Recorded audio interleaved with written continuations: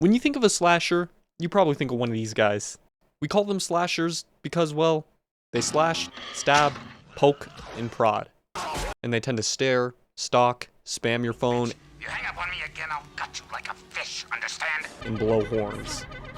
And today, I'm diving into why we almost always root for the bad guy in slasher movies. When you think about it, most slashers should be the villains. They kill people, they wear masks, they usually have the social skills of a damp sponge. So why do we like them? And it's not because we're all secretly psychos. It's because slasher movies are designed to make them the stars. Think about it. The camera lingers on the killer, not the victims. Their kills are creative, their entrances are iconic, their themes go so hard. Jason has that... Michael has that slow, unstoppable walk with his legendary theme from John Carpenter. And Chucky, he's cracking jokes mid-murder.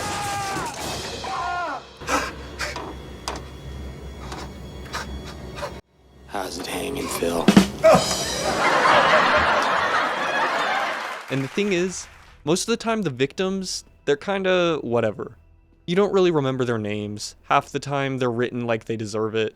The loud one, the jerk, the one who's getting freaky. And it's like the movie's begging you to root for the killer. And honestly, slashers have personality. Even when they're totally silent, they've got this vibe. Michael's blank stare, Jason's heavy breathing, Leatherface's panicked screaming. They all feel so much more alive than the wooden college kids running around. Plus, let's be real, the kills are half the fun. You don't watch Terrifier for deep character arcs. You watch it for a creative brutality, or lifelike practical effects that make you revolt. They're like horror's version of stunt shows. You're there for the spectacle. And then there's the presentation. Slashers are treated like rock stars. Every entrance feels like a WWE reveal. You hear the music and think, oh, it's go time. It's predicting how epic the kill will be. And somewhere along the way, these killers stopped being just movie monsters, and they became celebrities. Jason, Michael, Freddy, Ghostface, they're not just horror characters anymore. They're brands. You see their faces on t-shirts, Halloween costumes, Funko Pops, and lunchboxes. They headline conventions, they get sequels, reboots, versus movies. Meanwhile, the victims, they're forgotten by the time the credits roll. They've basically become the horror versions of superheroes. Each one has their own origin story, their signature weapon, their look, their theme song. It's like if all of the Avengers had knives. And the marketing leans into it. Trailers show off killers like it's their comeback tour. Posters put them front and center. You don't buy a ticket to see random teens die. You buy a ticket to see all of their glory back on the big screen. At some point, it stopped being who will survive and became who will he kill this time. The slasher became the main attraction, the reasons people keep showing up. Oh shit! When you turn a killer into the main event, something weird happens. The audience starts seeing things through their own eyes.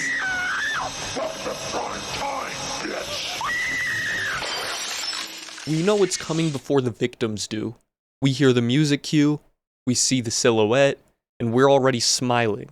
We're not scared for the characters anymore, we're excited for the killer. It's like the movie invites us to switch sides. You're not identifying with the scared teen running through the woods, you're identifying with the unstoppable force chasing them. And it's not because you're evil, it's because the movie wants you to. The camera follows the slasher, not the victim. And the sound design hypes their presence. The pacing builds up to their moments. They become the underdog in a backwards way. We know they're not supposed to win, but part of us wants them to anyway. Because they're cooler, more iconic, and let's be honest, way more interesting than the people they're killing. That's where it starts to blur the line. We stop rooting for survival and start rooting for the show. Chucky's gonna be a bro. But that raises the big question. Why do we root for them in the first place? Why does a masked maniac get more applause than the people trying not to die? Part of it comes down to catharsis, that weird satisfaction of watching chaos we'd never actually want in real life. Slashers break every rule, say nothing, and still get what they want. There's something kind of freeing about that. especially when we're stuck in a world full of rules, jobs, and bills.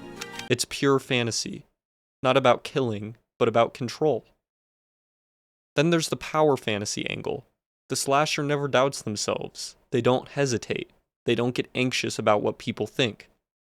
It's like watching confidence in its most twisted form, the kind most of us wish we had in everyday life. And honestly, a lot of slashers feel like karma in motion. The people they kill are often framed as careless, cruel, or stupid. So when the axe comes down, it feels less like murder and more like balance. We don't necessarily agree with it, but on some level, it scratches that justice itch. And of course, there's moral detachment.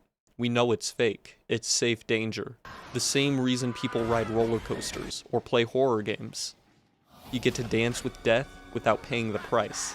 But lately, slashers have gotten smart about it. They know we love them. They know we're in on the joke. So instead of just being scary, they play with that relationship. Take Ghostface, for example. Every time he calls someone, he's not just taunting the victim. He's winking at us. He's meta, self-aware, part killer, and part fanboy. He's basically a horror nerd with a knife. We laugh and flinch, and that balance is exactly why he works. Or Art the Clown from Terrifier. He's the perfect modern slasher because he's equal parts funny and horrifying. You want to look away, but you just can't. He's unpredictable, creative, and weirdly charismatic. It's like watching a silent comedian who just so happens to be completely deranged. Even Michael Myers and Jason, who started as blank, unstoppable forces, have been reworked over the years. Sometimes as tragic figures, sometimes as pure evil, depending on the era. But no matter how many reboots or retcons they go through, we keep showing up. Because at this point, it's not about fear anymore. It's about familiarity. They're like old friends. Really violent, emotionally unavailable old friends. And that's the wild part. Somewhere between the screams, the kills, and the sequels, the slasher stopped being the monster under the bed and just became the main character. So yeah, we root for slashers because deep down, they're not just villains anymore. They're icons. They're comfort characters for horror fans. They represent chaos, confidence, and control, all wrapped in a mask and theme song. Sure, we say we want the final girl to win, but when the camera pans to that mask lying on the ground and the music swells, part of us secretly hopes that the eyes open. Because the truth is, we really don't want them gone. We want them back for another movie, another massacre, and more scares on the big screen. So the next time you find yourself smiling when the killer shows up on screen, don't worry, you're not a lunatic. You're just rooting for what makes horror fun.